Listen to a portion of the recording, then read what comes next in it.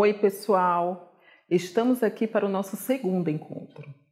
Instituições sociais, socialização e relações de poder.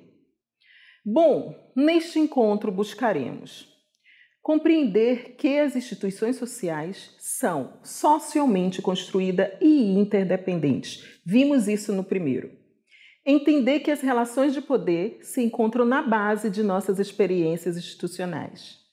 Perceber e avaliar que não existe apenas o exercício de poder na dimensão macrosocial de nossa existência, mas também lá no nosso cotidiano, naqueles momentos em que sequer imaginamos a sua existência. Agora, a fim de alcançarmos os objetivos propostos, começaremos pelo entendimento da experiência da interação social. O que seria isso? Um fenômeno recorrente ao longo da vida, a base da construção da individualidade ou a biografia do indivíduo desde a sua mais branda idade, lá de pequenininho. Deste modo, permitindo a orientação das ações de cada um em conformidade com as suas próprias expectativas, a dos grupos, do ambiente sociais em que se encontram inscritos. Já que essa capacidade de agir e reagir a partir daquilo que supomos ser correto ou incorreto não é, obviamente, inata, mas sim uma construção na qual ocorrem diversos fatores.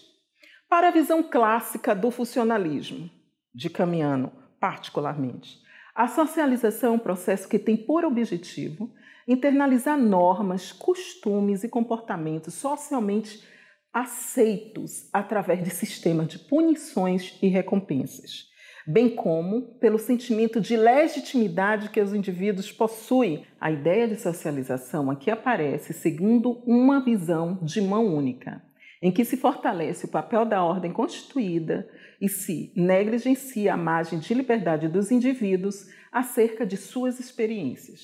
Ora, se o uso da terminologia socialização parece limitado pelo caráter normativo do funcionalismo, o mesmo não acontece com a concepção de processo de socialização que se encontra ancorada na abordagem formalista do sociólogo Simmel, ultimamente muito usado nas ciências sociais.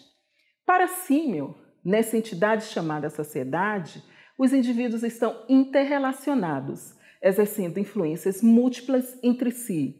Desta forma, não é possível operar com a ideia de uma sociedade cristalizada, pronta, que coloca acima do indivíduo, mas sim com a ideia de processo de socialização, expressando a dinâmica das interações e levando em consideração os tamanhos dos grupos, as relações de dominação e subordinação, os conflitos, conhecimentos e segredos. Já para a perspectiva interacionista, se abriu espaço para a socialização ser percebida em seus mais variados processos, em todos os momentos de nossas vidas.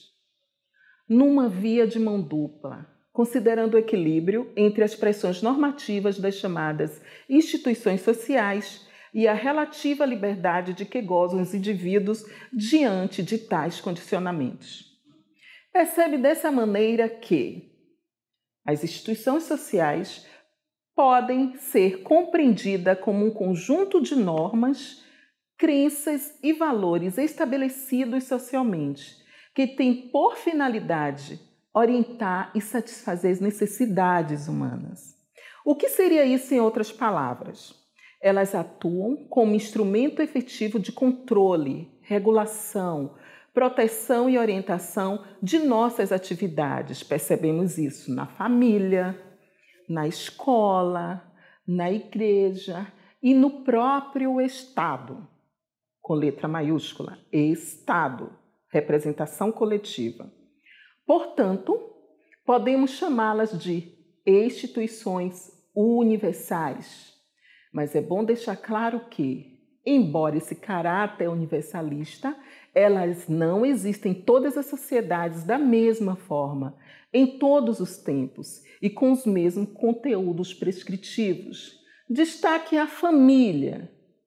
Enquanto instituição, de maneira geral, tem por função a regulamentação das relações de parentesco, da procriação, das relações sexuais, de manutenção e da socialização dos seus membros, independente do modelo de família, se monogâmica, se poligâmica, se heteroafetiva, se homoafetiva. A escola. Pensar e analisar a escola enquanto instituição, aí nos interessa muito, é entendê-la como um espaço de regras, normas, costumes, entrecruzamento de culturas específicas e, evidentemente, marcado por tensão ou tensões nas relações ali estabelecidas. Afinal, quando escolhemos o que ensinar, escolhemos da maneira o que ensinar e para quem ensinar.